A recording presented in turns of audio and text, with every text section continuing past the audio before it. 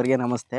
ಈ ದಿನ ನಾನು ದೇವರಚಟ್ಟಹಳ್ಳಿ ಅನ್ನೋ ಒಂದು ಇಲ್ಲೇ ವಿಲೇಜ್ ಈ ಅಡಿಕೆಗಳಲ್ಲಿ ಹೊಟ್ಟೆ ಸೀಳ್ತಾ ಇದೆ, ಹೊಟ್ಟೆ ಸೀಳ್ ಬೀಳ್ತಾ ಇದೆ ಅಂತ ನನಗೆ ಫೋನ್ ಮಾಡಿದ್ರು. ಅವ್ರು ಆಕ್ಚುಲಿ ಬೆಂಗಳೂರಲ್ಲಿದ್ದಾರೆ. ಇಲ್ಲಿ ಸುಮಾರು ಅಡಿಕೆ ಮರಗಳಲ್ಲಿ ಏನಾಗಿದೆ ಅಂದ್ರೆ ಅಡಿಕೆಗಳು ಸೀಳಾಗ್ತಾ ಇದೆ. ಈ ತರ ಸೀಳಾಗ್ತಿರ್ಬೋದು.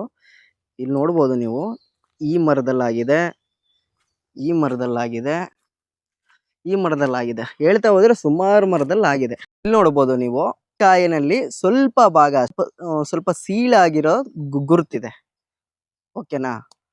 ಈ ಕಾಯಿನ ತುಂಬಾನೇ ಸೀಳಾಗಿದೆ. ಸೊ ಇದೆಲ್ಲ ನಮ್ಗೆ ಏನಪ್ಪಾ ಅಂದ್ರೆ ವೇಸ್ಟ್. ಇದು ಅಂದ್ರೆ ನಾವು ಗೊಬ್ಬರ ನೀರು ಕೊಟ್ಟುವೆ ಈ ತರ ಆದ್ರೆ ವೇಸ್ಟ್ ಇದು. ಸೊ ಈಗಾಗ್ಲಿಕ್ಕೆ ಏನ್ ರೀಸನ್ನು? ಮೇನ್ ಇಂಪಾರ್ಟೆಂಟ್ ನಮಗೆ ಏನಂದ್ರೆ ಬೋರಾನು ಈ ಮರಕ್ಕೆ ಸಿಗ್ತಾ ಇರಲ್ಲ. ನಮಗೆ ಈ ಮರಕ್ಕೆ ಬೇಕಾದಷ್ಟು ನಾವು ಕೊಡ್ತಾ ಇರಲ್ಲ.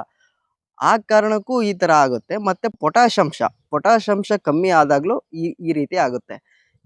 ಇದಕ್ಕೆ ಏನ್ ರೆಮಿಡಿ? ಸೊ ಈ ಮರಕ್ಕೆ ಯಾವ ಮರದಲ್ಲಿ ಆಗಿರುತ್ತೋ, ಫಾರ್ ಎಕ್ಸಾಂಪಲ್ ಈ ಮರದಲ್ಲಿ ಆಗಿದೆ, ಈ ಮರಕ್ಕೆ ನಾವು ಯಾವ ತರ ಟ್ರೀಟ್ಮೆಂಟ್ ಮಾಡಬೇಕು? ಬೇರೆ ಮರಗಳಿಗೆ ಏನ್ ನಾವು ಬೋರಾನ್ ಕೊಡ್ತೀವೋ 25 to 30 ಗ್ರಾಮ್, ಅದಕ್ಕೆ ನಾವು ಮುಂದಿನ ಸಲ ಒಂದು 10 ಗ್ರಾಮ್ ಎಕ್ಸ್ಟ್ರಾ ಕೊಡ್ಬೇಕು. ನಾವು ಎಕ್ಸ್ಟ್ರಾ ಕೊಟ್ಟಾಗ ಈ ಮರದಲ್ಲಿ ಚೇತರಿಕೆ ಆಗುತ್ತೋ ಇಲ್ಲ ಅಂತ ನೋಡ್ಬೇಕಾಗುತ್ತೆ.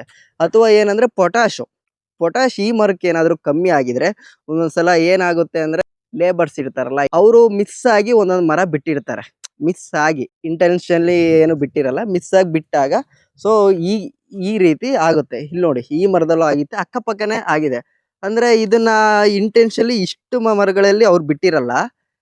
ಮೇ ಬಿ ಇಲ್ಲೇನಾದ್ರೂ ಕೊರತೆ ಇದ್ರೆ, ಈ ಮಣ್ಣಲ್ಲಿ ಈ ಜಾಗದಲ್ಲಿ ಏನಾದ್ರೂ ಕೊರತೆ ಇದ್ರೆ ಇಷ್ಟಾರಕ್ಕೂ ಆ ಸಮಸ್ಯೆ ಇರುತ್ತೆ. ಅದರ್ವೈಸ್ ಏನು ಇಲ್ಲ. ಇದನ್ನೆಲ್ಲ ನಾವು ಸರಿಪಡಿಸ್ಕೋಬಹುದು. ಇಷ್ಟೆಲ್ಲ ಅಡಿಕೆ, ಒಂದು ಮರದಲ್ಲಿ 1 kg ಹಸಿ ಅಡಿಕೆ ಅಥವಾ 2 kg ಹಸಿ ಅಡಿಕೆ ವೇಸ್ಟ್ ಆದ್ರೆ ಅದು ನಮ್ಗೆ ಲಾಸು. ಬೋರನ್ನ ಬರೀ ನಾವು ಮಣ್ಣಲ್ಲೇ ಕೊಡ್ತೀವಿ ಅಂತ ಹೇಳಿದ್ನಲ್ಲ, ಅದನ್ನ ಸ್ಪ್ರೇ ಕೂಡ ಮಾಡ್ಬೋದು.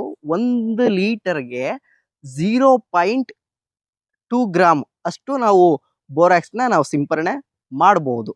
ಸೊ ನಾವು ಬರೀ ಸಾಯಿಲಿಗೆ ಹಾಕೋದು ಅಂತೀವಲ್ಲ, ಸೊ ನಾವು ಸ್ಪ್ರೇ ಕೂಡ ಮಾಡ್ಬೋದು. ಆದಷ್ಟು ರೈತ ಬಾಂಧವರೇ, ನಿಮ್ಮ ತೋಟದಲ್ಲೂ ಈ ರೀತಿ ನಾವು ಅಂಡು ಹೊಡಕ ಅಂತ ಹೇಳ್ತೀವಿ, ಒಬ್ರು ಹೊಟ್ಟೆ ಹೊಡಕ, ಹೊಟ್ಟೆ ಪಿರ್ಕಿ ಅಂತ ಹೇಳ್ತಾರೆ. ಸೊ ನಿಮ್ ಭಾಗದಲ್ಲಿ ಏನ್ ಹೇಳ್ತಿರೋ ಅದು ನನಗೆ ಗೊತ್ತಿಲ್ಲ. ಈ ತರ ಆದ್ರೆ ಇದಕ್ಕೆ ಬೋರಾನ್ನೇ ಮೇನ್ ರೀಸನ್ನು. ಮತ್ತೆ ಪೊಟ್ಯಾಶ್ ಅಂಶ ಏನಾದರೂ ಕಮ್ಮಿ ಆದ್ರೆ ನಿಮ್ಮ ಮಣ್ಣಲ್ಲಿ ಕೂಡ, ಸೊ ಆ ಸಮಯದಲ್ಲೂ ಆಗುತ್ತೆ. ಆದಷ್ಟು ಇದನ್ನ ಕಂಟ್ರೋಲ್ ಮಾಡ್ಕೋಬಹುದು. ಮೈಕ್ರೋನ್ಯೂಟ್ರಿಯೆಂಟ್ಸ್ ಅಥವಾ ಬೋರನ್ನ ಹೆಚ್ಚಿಗೆ ಪ್ರಮಾಣದಲ್ಲಿ, ಹೆಚ್ಚಿಗೆ ಅಂದ್ರೆ ತುಂಬಾ ಹೆಚ್ಚಲ್ಲ, ಒಂದು 10 ಗ್ರಾಮ್ ಎಕ್ಸ್ಟ್ರಾ ಕೊಡೋದ್ರಿಂದ ಈ ಪ್ರಾಬ್ಲಮ್ನ ನಾವು ಆದಷ್ಟು ಹತೋಟಿ ಮಾಡ್ಬೋದು. ನಮಸ್ತೆ.